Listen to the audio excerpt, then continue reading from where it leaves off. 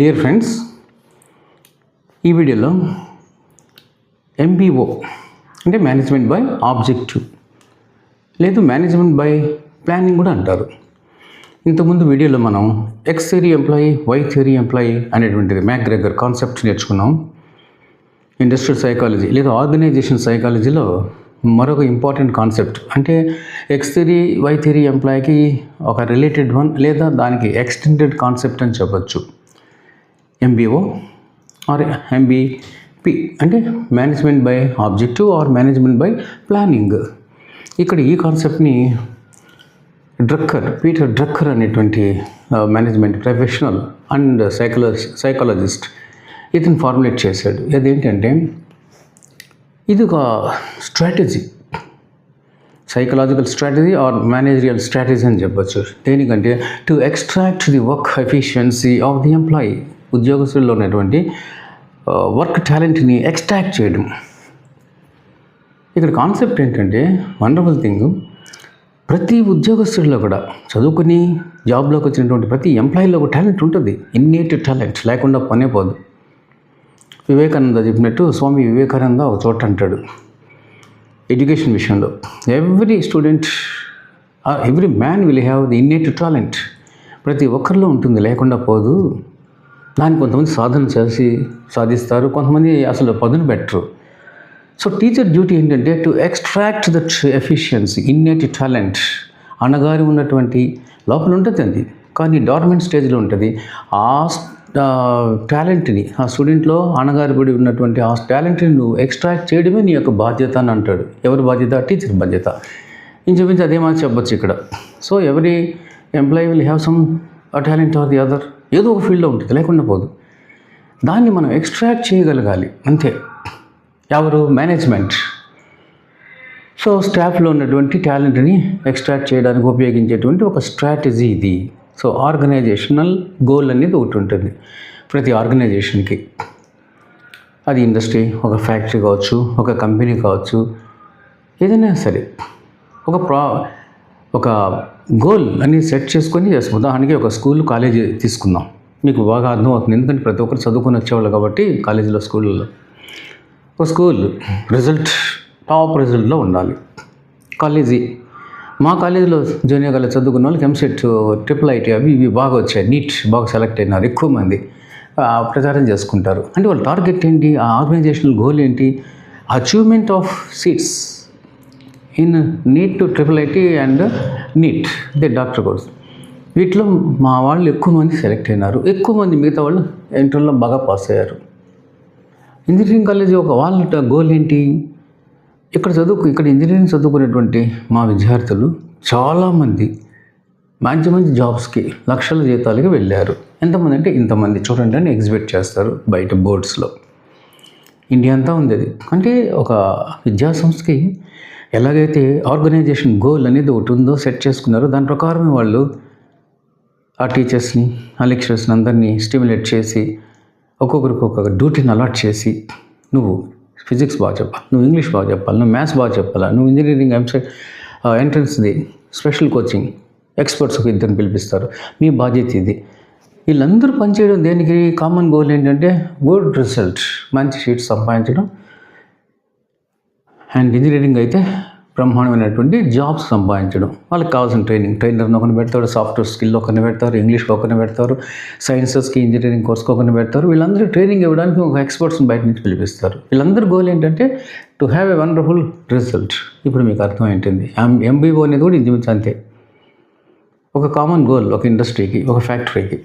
ఉదాహరణకి మంది అనుకుందాం, ఒక టూత్పేస్ట్ తయారు చేసేటువంటి ఇండస్ట్రీ అనుకుందాం, లేదు బట్టలు తయారు చేసే ఇండస్ట్రీ, క్లాత్ మేకింగ్ ఇండస్ట్రీ మంది. మన ఆశ ఏమేంటి? ఎక్కువ ప్రొడక్షన్ తయారు చేసి ఉత్పత్తి బాగా ఎక్కువగా తయారు చేయాలి. ఉత్పత్తి నుంచి ఏమొస్తుంది? మనకు ప్రాఫిటబిలిటీ వస్తుంది. ఈ ప్రాఫిటబిలిటీ రావాలంటే work efficiency of the staff యొక్క వర్క్ ఎఫిషియన్సీ, వాళ్ళు ఉన్న సామర్థ్యాన్ని బాగా పెంపొందించాలి, ఎక్స్ట్రాక్ట్ చేయాలి. ఎలాగా? ఒకరే చేసే పని కాదు కదా అది. ఇప్పుడు ఒక డిపార్ట్మెంట్, ఒక కంపెనీ, ఒక ఆర్గనైజేషన్ ఉంటుంది, డిఫరెంట్ బ్రాంచెస్ ఉంటాయి. ఆర్గనైజేషన్స్, మ్యానుఫ్యాక్చరింగ్, ప్రొడక్షన్ డిపార్ట్మెంట్ ఒకటి, ప్రొడక్షన్ తయారు చేసేటువంటిది, ఉత్పాదన చేసేవాళ్ళు, అది ప్రొడక్షన్ డిపార్ట్మెంట్ అనుకున్నాం. నెక్స్ట్ దాన్ని మార్కెట్ చేయాలి కదా, మార్కెట్లో పంపించాలి, అది ఇంకా వేరే స్ట్రాటజీ అని. మంచి ప్రొఫెషనల్ని మార్కెటింగ్లో పెడతారు. ప్రొడక్షన్లో బాగా కష్టపడి పనిచేసేటువంటి వాళ్ళు, ఓవర్ టైం కూడా ఇష్టపడే వాళ్ళు, మంచి ఎఫిషియన్సీ, మంచి ఫిజికల్ లేబర్, ఇంటలెక్చువల్ లేబర్ ఉండే వాళ్ళని పెడతారు. అలా మార్కెటింగ్లో డిఫరెంట్ పర్సన్స్ మార్కెట్ చేసి మార్కెటింగ్ కూడా కొంచెం చాలా స్ట్రాటజిక్ థింగ్. అది బాగా మార్కెట్ చేసి ఎక్కడ ఎవరికి ఎంత సప్లై చేయాలి, ఎక్కడ ఎవరికి ఎంత పంపిస్తే మనకు ప్రాఫిట్ బాగా వస్తుంది అని స్టడీ చేయాలి.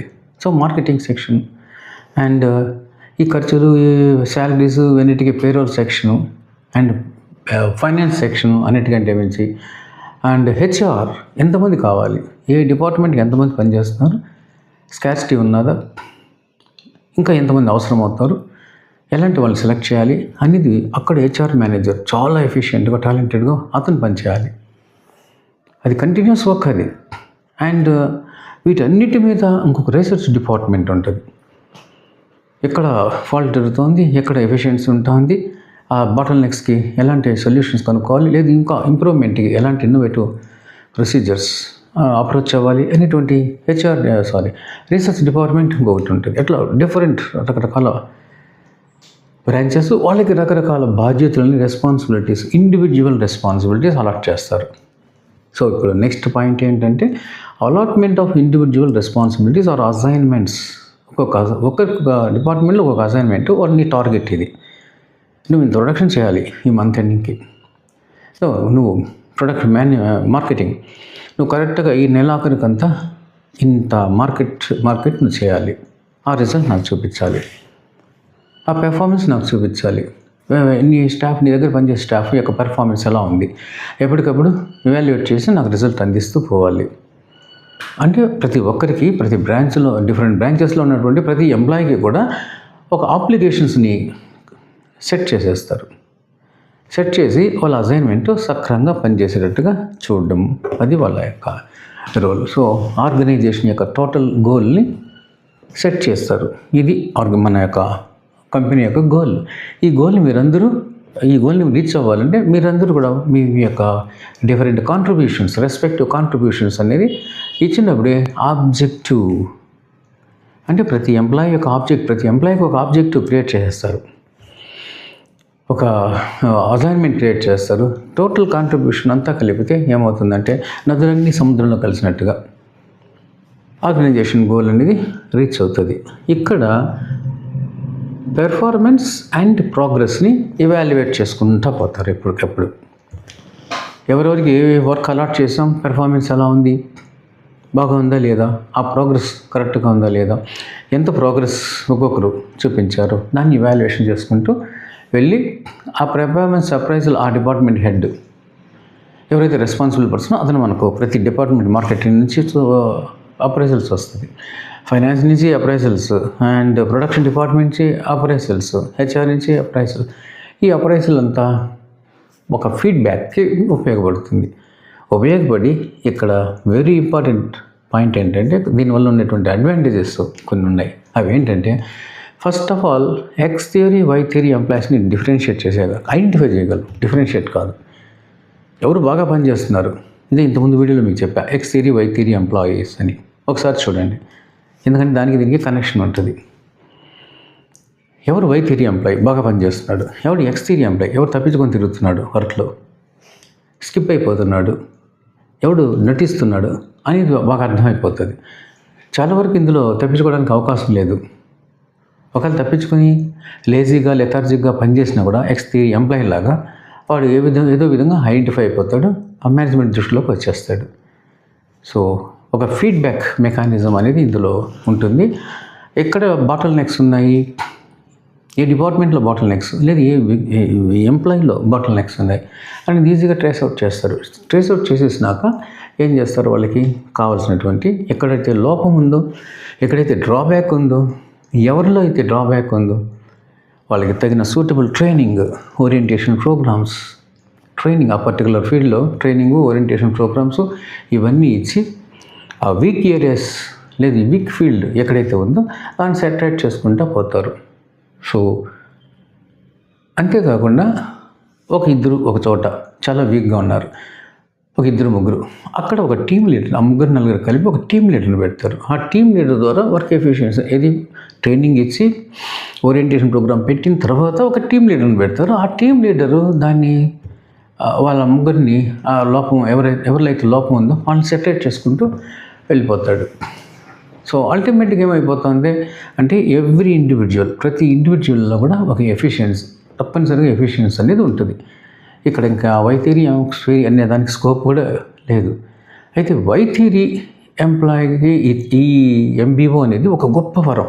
ఎందుకంటే తన టాలెంట్, తన సగాసిటీ అండ్ డెక్స్టరిటీ, ఇప్పుడు గుంపులో గోవింద లాగా కాకుండా ఇప్పుడు గవర్నమెంట్ ఎంప్లాయ్మెంట్లు అంతే కదా, రెవెన్యూ డిపార్ట్మెంట్ కావచ్చు, ఎడ్యుకేషన్ డిపార్ట్మెంట్ కావచ్చు, హెల్త్ డిపార్ట్మెంట్ కావచ్చు, who is the most talented అని ఐడెంటిఫై చేసి అతనికి అవార్డు ఇవ్వడం అనేది లేదు. కోర్స్ కొన్ని అవార్డ్స్ ఇస్తుంటారు, అది గవర్నమెంట్లో కూడా అది రికమెండేషన్ మీద పోతుంటుంది, మనకు తెలిసిన విషయమే, అది అవార్డుగా మనం అనుకోవాల్సిన అవసరం లేదు.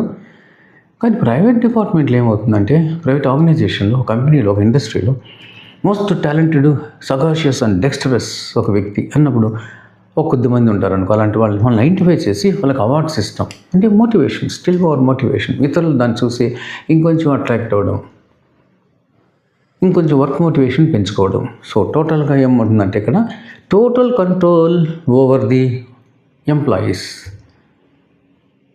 బై ఫీడ్బ్యాక్ ద్వారా, పెర్ఫార్మెన్స్ అప్రైజల్ ద్వారా, కంటిన్యూస్ ఇవాల్యుయేషన్ ద్వారా ఏమవుతుందంటే టోటల్గా కంట్రోల్ అనేది వచ్చేస్తుంది. ఎవరి మీద? టోటల్ హ్యూమన్ రిసోర్సెస్ మీద. ఒక మాటలో చెప్పాలంటే హ్యూమన్ రిసోర్సెస్ మీద మనకు అద్భుతమైనటువంటి కంట్రోల్ అనేది మేనేజ్మెంట్కి వస్తుంది.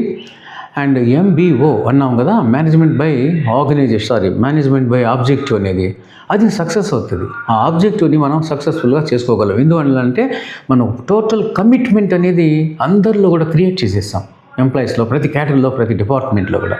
So totally that will be success. అయితే కొంతమంది చెప్తారు దీంట్లో చాలా లాంగ్స్ ఉన్నాయి, పొరపాట్లు ఉన్నాయి అని అంటుంటారు. ఉదాహరణకి ఎడ్వర్డ్ డెమింగ్ అనేటువంటి ఒక క్రిటిక్, ఇందులో చాలా మిస్టేక్స్ ఉన్నాయి, ఇలా ప్రెషర్ తేవడం వల్ల ఏమవుతుందంటే ఆటోమేటిక్గా వాళ్ళు వర్క్ ఎఫిషియన్సీ తగ్గిపోయి వీక్ అవుతాడు, విమర్శకు గురవుతారు అని అంటాడు. That is all that is nothing, only rubbish thing.